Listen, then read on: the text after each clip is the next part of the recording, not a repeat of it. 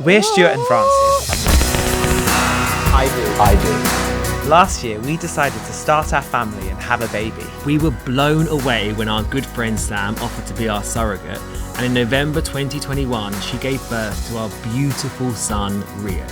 From the moment we met him, we felt like we had found our purpose, and it inspired us to show others what it's like being raised by two dads. Our mission is to raise our family with so much acceptance, love and kindness, but with a sprinkle of extra. Hit that subscribe button and give this video a like, which helps us get introduced to more like-minded people like you. Come along. Hello and welcome back to our YouTube channel. I'm Stuart. And I'm Francis. And today you probably noticed we have got a new backdrop. I thought we'd bring in the pink for all the girls. And you know what, it is actually LGBT History Month, and I don't know why that associates with pink, but I just associate pink with gay, and being flamboyant. And today what we're going to talk about is LGBT History Month, and also we're just going to talk about love.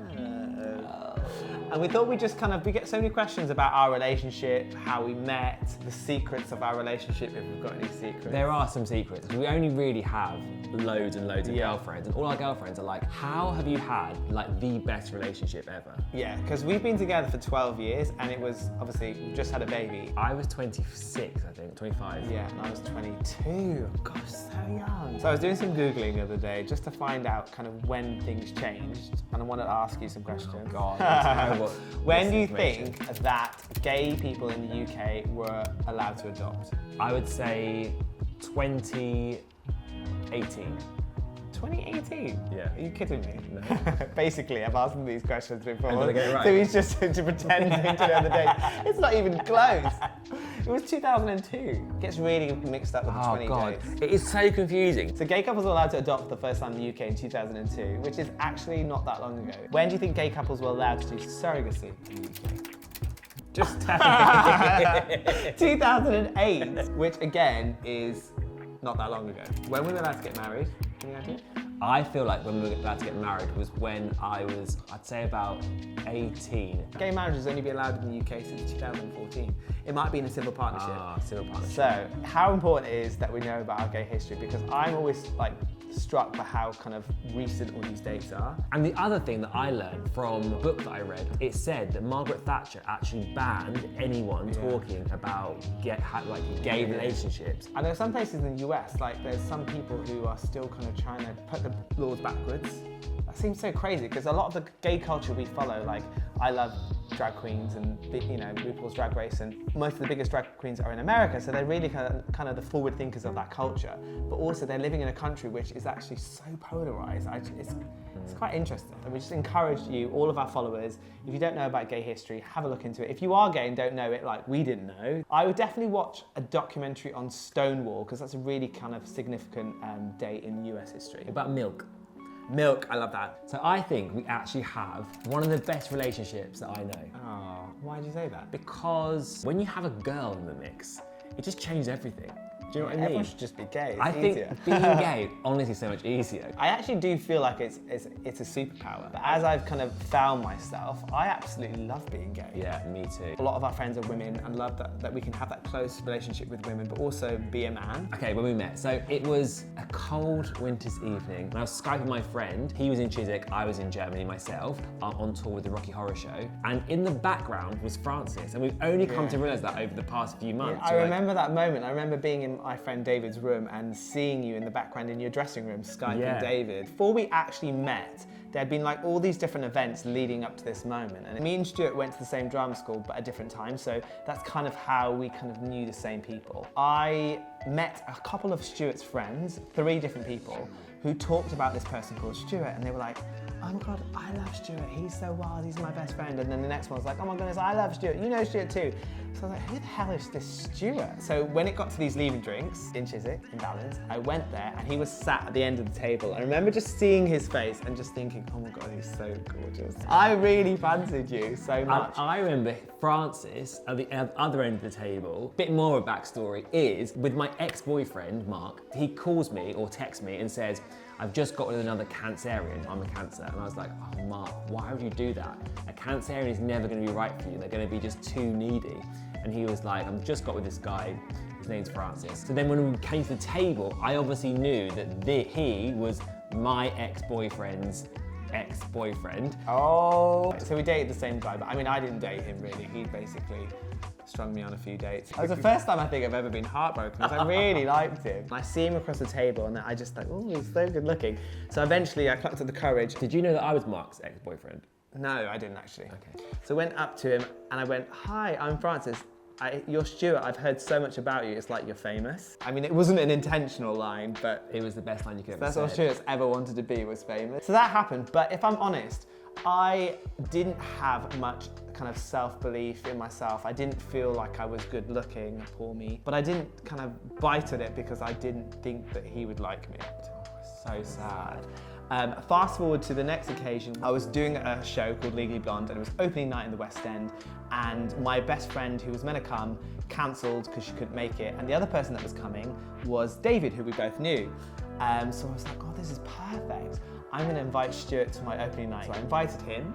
And I of course said yes, because I love an opening night party. For this occasion of going to this opening night, we then went on a date. So we went to Pizza Express. Francis did not stop asking questions. Yeah, so Stuart says I was cold. Yeah, I felt like, well, I came away from the date thinking, I'm just not sure. And I came away from the date thinking, oh my God, he's so fun. So he had this Peugeot, what car was it? Peugeot 206. Yeah, with a roof that came off. So he drove me back home. So posh. So traditional.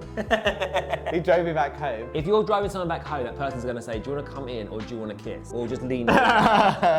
Neither. I didn't know how to move. I was just like, okay, bye. I remember texting you saying I had a really nice time. And I was saying to my friend Lucy, I'm just not sure. Oh. He's a little bit cold. I'm just like, once I'm all in with something, I'm like all in. So I was like, can we see each other before you go away? You came to opening night, you came late because you were rehearsing. And then at the end of the night, we were in your car and you were going to drive home. I just remember you leaning over and kissing me. Oh, it was the best moment. I still remember the way that feels. It was a good kiss. I held onto my gear stick.